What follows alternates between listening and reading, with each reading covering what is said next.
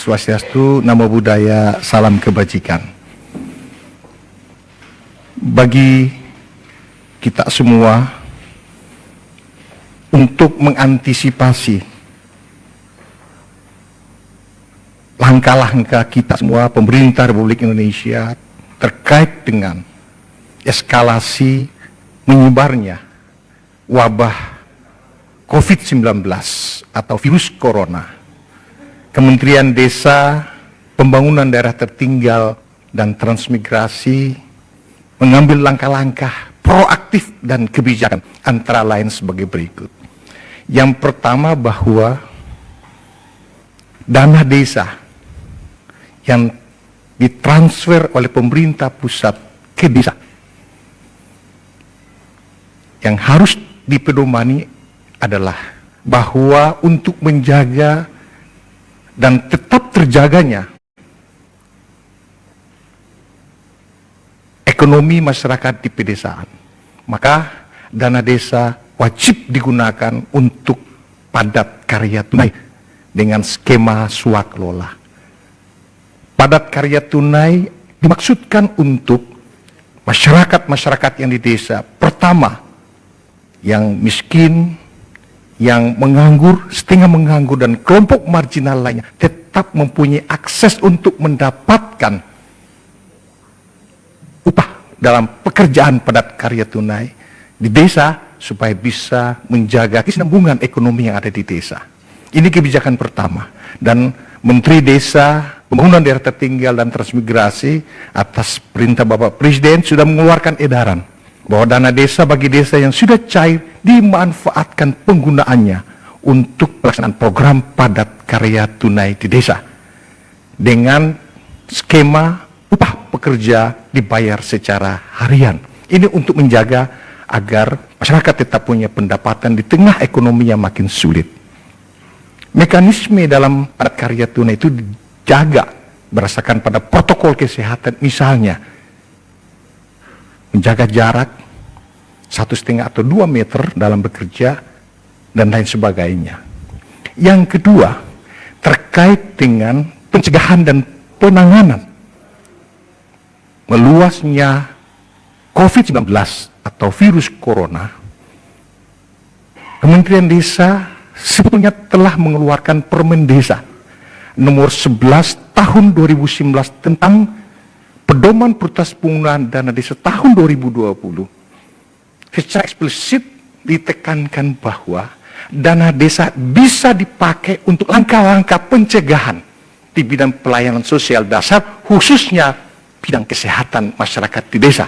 Antara lain diatur tentang mengkampanyekan pola hidup sehat dan bersih di desa.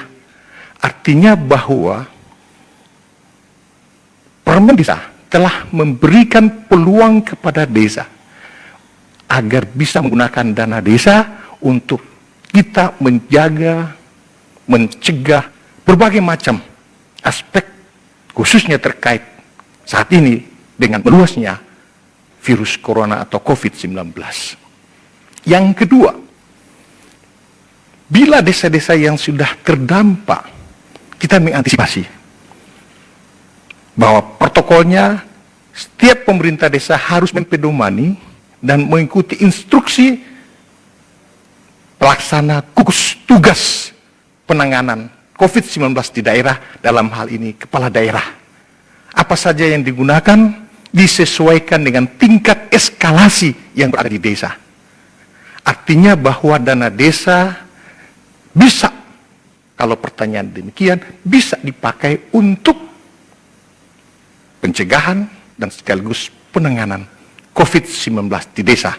Oleh sebab itu, kepada seluruh jajaran pemerintah desa, kepala desa, badan permusyawaratan desa, dan perangkat desa, bahkan tokoh-tokoh masyarakat, kami menghimbau untuk segera melakukan langkah-langkah persiapan dan antisipasi dengan tetap mempedomani instruksi dari gugus tugas yang ada di daerah, sehingga penggunaan dana desa bisa disesuaikan dengan kebutuhan-kebutuhan masyarakat yang ada di desa sesuai dengan eskalasi yang dialami oleh masyarakat desa. Yang ketiga, kami juga menitik beratkan pada perhatian seluruh jajaran pemerintah desa untuk mempercepat menyiapkan seluruh dokumen persyaratan pencairan dana desa yang tahun ini kebijakannya ditransfer dari rekening kas umum negara ke rekening umum kas desa. Banyak syarat yang belum dipenuhi, segera untuk dipenuhi supaya dana desa bisa cepat dicairkan dan digunakan sebesar-besarnya. Yang pertama untuk padat karya tunai di desa, yang kedua untuk kita mencegah di bidang pelayanan kesehatan masyarakat di desa, dan apabila dipandang perlu disesuaikan dengan kebutuhan masyarakat desa, kita gunakan untuk penanganan dampak virus corona atau COVID-19.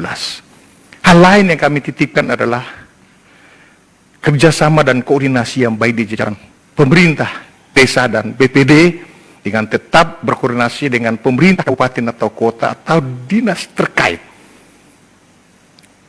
untuk mempersiapkan apabila sewaktu-waktu diperlukan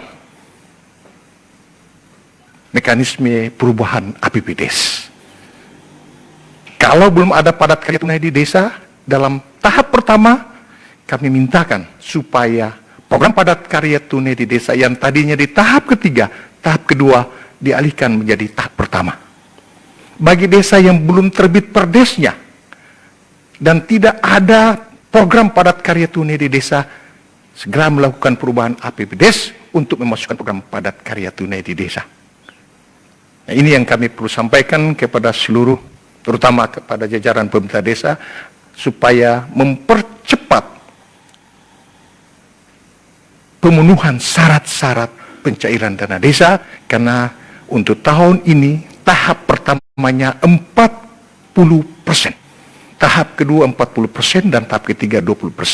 Tahap pertama 40%, kurang lebih ada 28,8 triliun rupiah dana desa yang didistribusikan kepada 434 kabupaten dan kota Indonesia dan di 74.953 desa.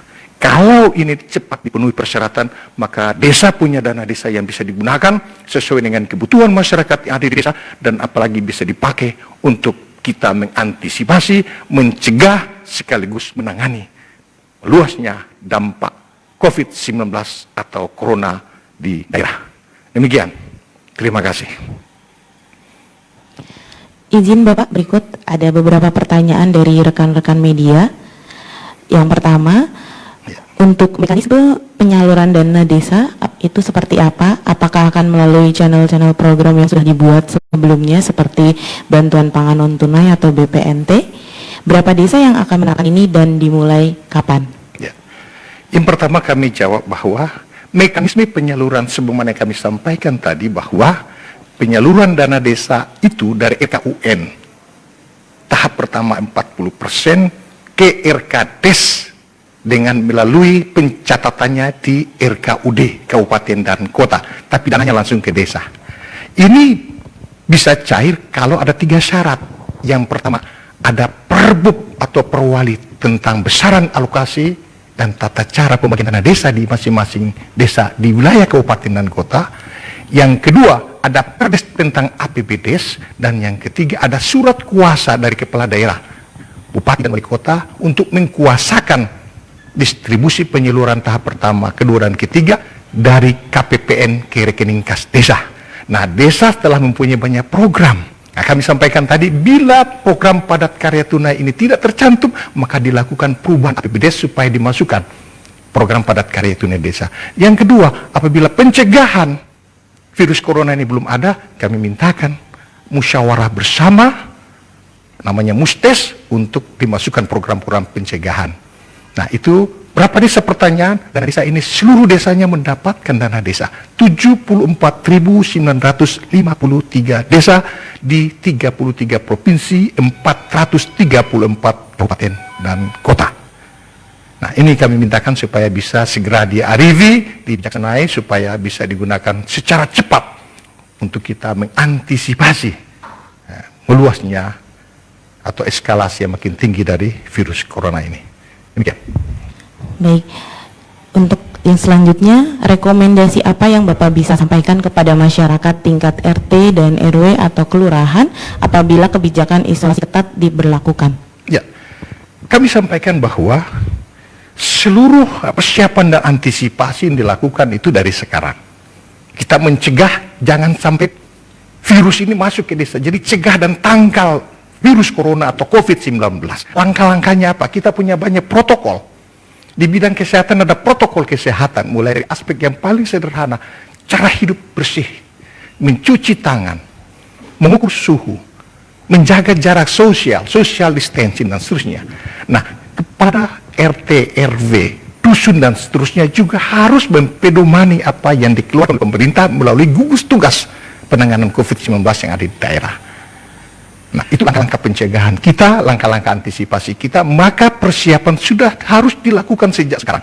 Persiapan untuk musyawarah desa dan lain sebagainya.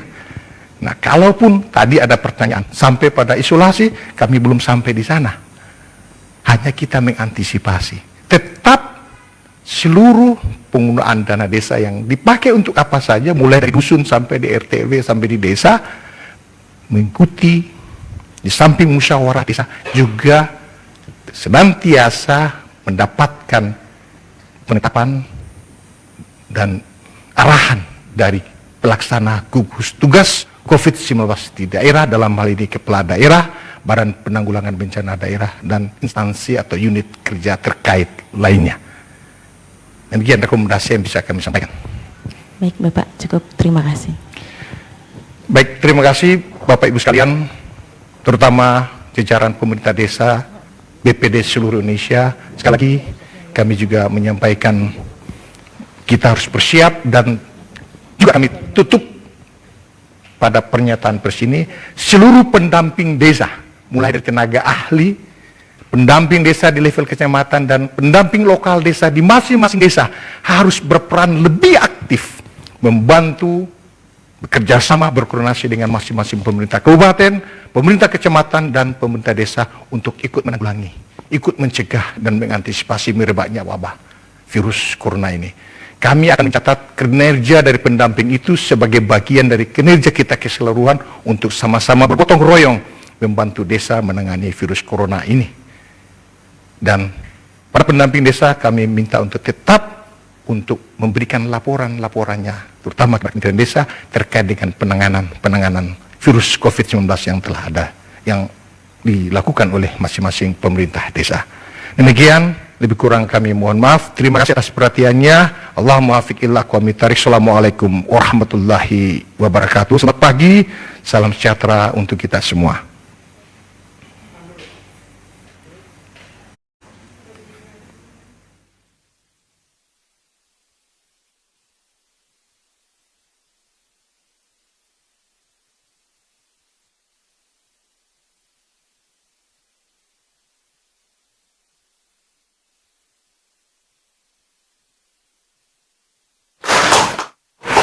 Terima kasih.